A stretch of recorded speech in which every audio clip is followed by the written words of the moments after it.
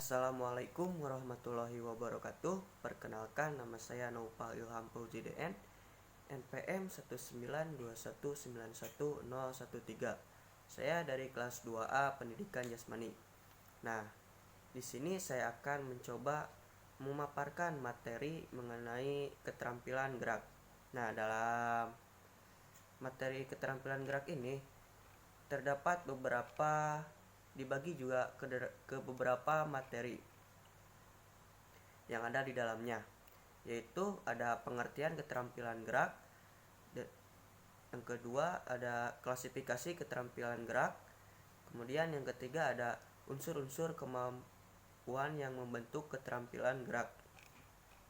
Nah, untuk langsung saja ke materi yang pertama, yaitu ada pengertian keterampilan gerak. Keterampilan gerak yaitu kemampuan seseorang untuk melakukan suatu tugas gerak secara maksimal sesuai dengan kemampuannya. Nah, keterampilan gerak pada setiap orang yaitu berbeda-beda. Banyak faktor yang mempengaruhi. Antara lain ada faktor tingkatan usia dan juga faktor pengalaman. Sifat dasar dari sebuah keterampilan gerak yaitu memaksa seseorang untuk lebih membuat pertimbangan ketika merencanakan belajar dari pengalaman.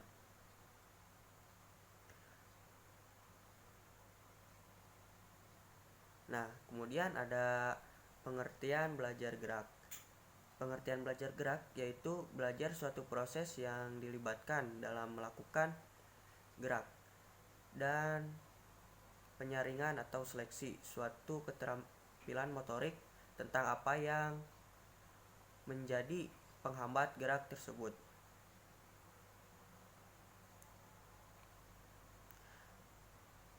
Nah, masing-masing orang akan memiliki kemampuan yang berbeda. Ciri yang secara genetik menentukan peningkatan atau membatasi kemampuan kita untuk menjadi terampil dalam suatu tugas tertentu. Pada dasarnya, keterampilan gerak diperlukan dalam banyak hal. Misalnya, gerak berjalan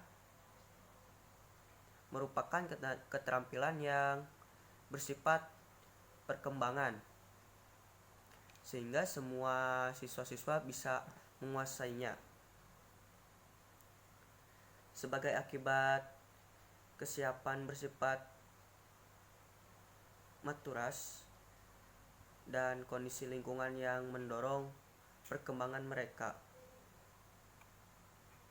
Perkembangan gerak sangat diperlukan dalam kehidupan sehari-hari. Salah satu keterampilan gerak yang bersifat mendasar yaitu berjalan. Keterampilan gerak ini bersifat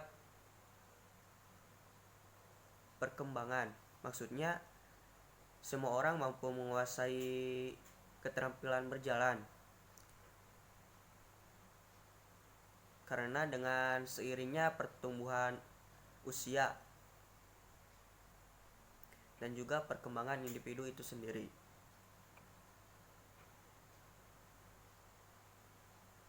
Nah, kemudian yaitu ada materi yang kedua, klasifikasi keterampilan gerak. Nah, keterampilan gerak adalah kemampuan untuk melakukan gerak secara efektif dan efisien. Keterampilan gerak merupakan perwujudan dari kualitas dan kontrol tubuh dalam melakukan gerakan. Keterampilan gerak diperoleh melalui proses belajar individu dengan cara memahami gerakan dan melakukan gerakan berulang-ulang dengan kesadaran pikiran kebenaran tidaknya gerakan yang dilakukan. Nah, pengklasifikasian gerak bisa dibuat berdasarkan beberapa sudut pandang. Yang pertama yaitu klasifikasi berdasarkan kecermatan gerak. Keterampilan gerak bisa dikaji berdasarkan kecermatan pelaksanaan gerak. Kecermatan pelaksanaan gerak bisa ditentukan antara lain oleh jenis otot-otot besar dan ada yang melibatkan otot-otot halus. Berdasarkan kecermatan gerakan atau jenis otot-otot yang terlibat, keterampilan gerak bisa dikategorikan menjadi dua, yaitu keterampilan gerak agal atau gross motor skill dan juga keterampilan gerak halus atau fine motor skill. Nah, untuk keterampilan gerak agal merupakan gerakan yang di dalam pelaksanaannya melibatkan otot besar sebagai basis utama gerakan. Kalau keterampilan gerak halus yaitu gerakan yang pelaksanaannya melibatkan otot-otot halus sebagai basis utama gerakan, sebagai contohnya yaitu menggambar, mewarnai, dan menulis. Nah, kemudian yang kedua yaitu klasifikasi berdasarkan perbedaan titik awal. Apabila diperlukan, gerak keterampilan ada yang dengan mudah bisa diketahui bagian awal dan akhir dari gerakannya. Tetapi ada juga yang sukar untuk diketahui. Dengan karakteristik seperti itu, keterampilan gerak bisa dibagi menjadi 3 kategori, yaitu keterampilan gerak discrete atau discrete motor skill. Kemudian yang kedua keterampilan gerak serial atau serial motor skill. Kemudian yang ketiga yaitu keterampilan gerak continue atau continuous motor skill. Nah, untuk keterampilan gerak discrete yaitu keterampilan gerak di mana dalam pelaksanaannya bisa dibedakan secara jelas titik awal dan titik akhir gerakan. Kemudian untuk keterampilan gerak discrete, keterampilan gerak serial yaitu yang dilakukan beberapa kali secara berkelanjutan. Kemudian kalau keterampilan gerak continue yaitu keterampilan gerak yang tidak dengan mudah ditandai titik awal dan titik akhir dari gerakannya. Biasanya dipengaruhi oleh si pelaku dan stimulus eksternal dibanding dengan pengaruh bentuk gerakannya sendiri. Nah, kemudian yang ketiga ada klasifikasi berdasarkan stabilitas lingkungan. Di dalam melakukan suatu gerakan keterampilan, ada kalanya pelaku menghadapi kondisi lingkungannya yang tidak berubah, dan ada kalanya perubahan diubah.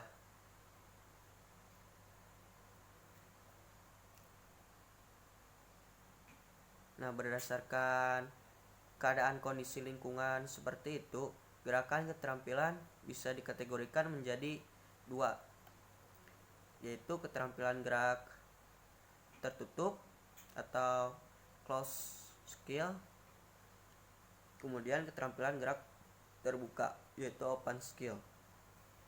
Nah, keterampilan gerak tertutup yaitu keterampilan di mana pelaksanaannya terjadi pada kondisi lingkungan yang tidak berubah-ubah dan stimulus gerakannya timbul dari dalam diri si pelaku itu sendiri. Tidak ada tidak ada faktor luar yang turut mengarahkan gerakan. Kalau keterampilan gerak terbuka yaitu keterampilan gerak di mana dalam pelaksanaannya terjadi pada kondisi lingkungan yang berubah-ubah dan pelaku bergerak menyesuaikan dengan stimulus yang ditinjau atau yang timbul dari lingkungannya. Perubahan kondisi lingkungannya bisa bersifat temporal dan bersifat spesial. Nah, mungkin itu untuk penjelasan klasifikasi keterampilan gerak. Nah, kemudian materi yang ketiga yaitu ada unsur-unsur kemampuan yang membentuk keterampilan gerak.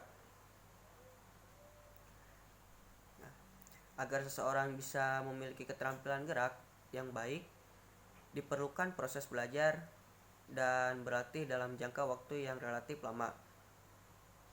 Untuk mencapai efisiensi gerakan, diperlukan dukungan dari beberapa unsur kemampuan yang ada pada diri pelakunya. Yang perlu mendukung agar gerakan menjadi terampil atau menjadi efisien bukan hanya kemampuan fisik tetapi juga kemampuan emosional.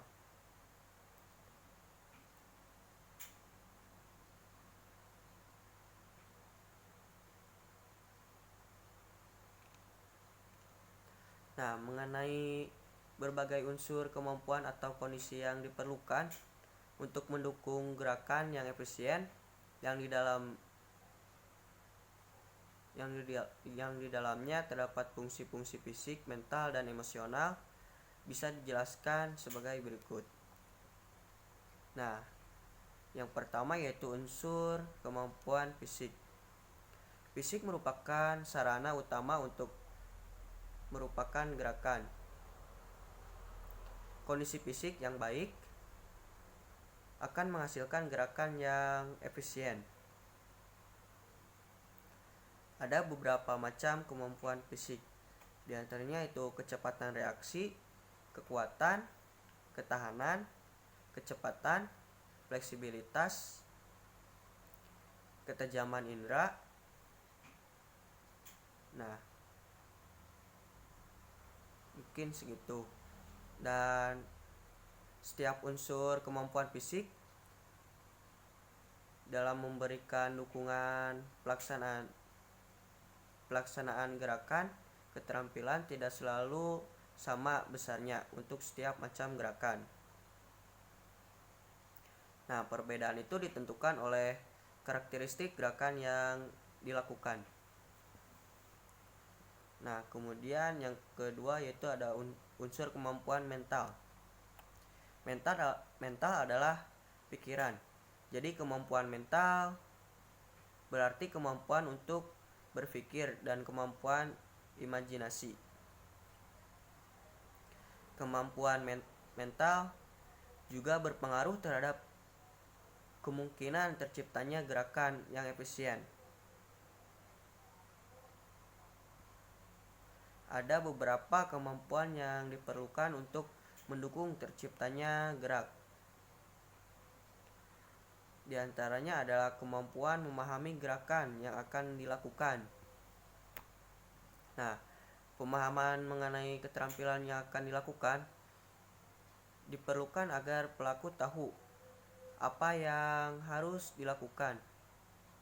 Dengan memahami keterampilan yang harus dilakukan, maka otak bisa memberikan komando gerak sesuai dengan yang diinginkan kepada sistem penggerak tubuh.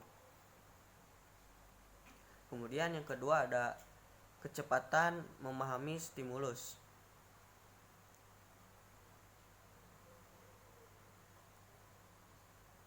Yang ketiga ada kecepatan membuat keputusan.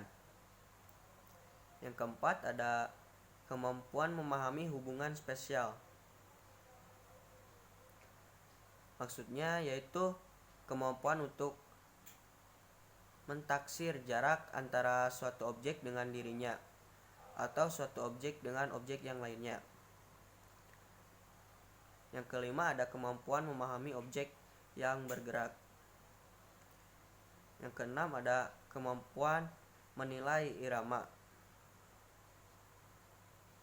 Kemampuan menilai irama meliputi unsur menilai lamanya waktu dan menilai intensitas. Kemampuan ini sangat penting dalam gerakan-gerakan ritmik atau berirama. Contohnya seperti senam. Nah, kemudian yang ketujuh ada kemampuan mengingat gerakan lampau.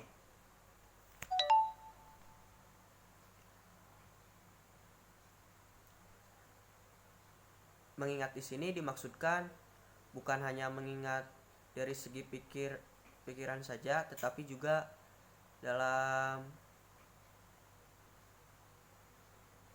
suatu kinetic memory, yaitu kemampuan melakukan kembali gerakan yang pernah bisa dilakukan.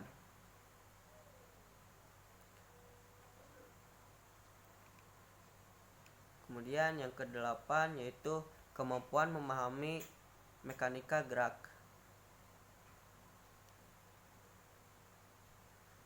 Kemudian yang kesembilan kemampuan berkonsentrasi. Nah, kemampuan berkonsentrasi ini sangat penting dalam pelaksanaan keterampilan yang memerlukan keseriusan, kecermatan, dan pengarahan seluruh daya yang dimilikinya. Nah, kemudian ada yang ketiga yaitu unsur kemampuan emosional. Kemampuan dan kondisi emosional yang diperlukan untuk mendukung pelaksanaan gerakan yang efisien yaitu ada beberapa.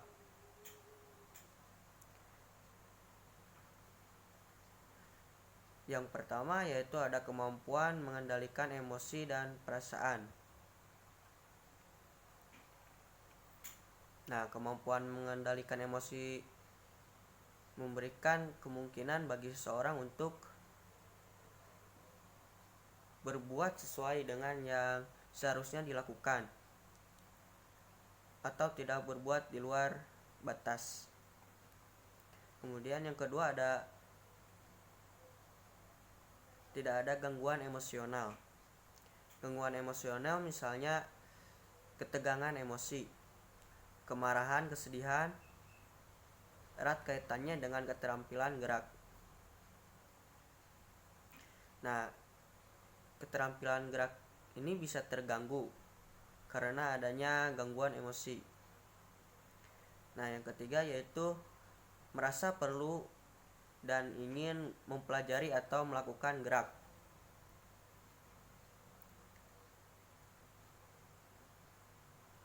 Nah, merasa perlu dan ingin mempelajari atau melakukan gerak. Nah, merupakan motivasi internal atau dorongan dari dalam diri untuk berbuat dalam bentuk mempelajari atau melakukan gerakannya itu sendiri. Kemudian yang keempat ada memiliki sikap yang positif terhadap prestasi gerak. Sikap positif terhadap prestasi bisa menimbulkan kecenderungan berbuat untuk berusaha mencapai suatu prestasi itu sendiri.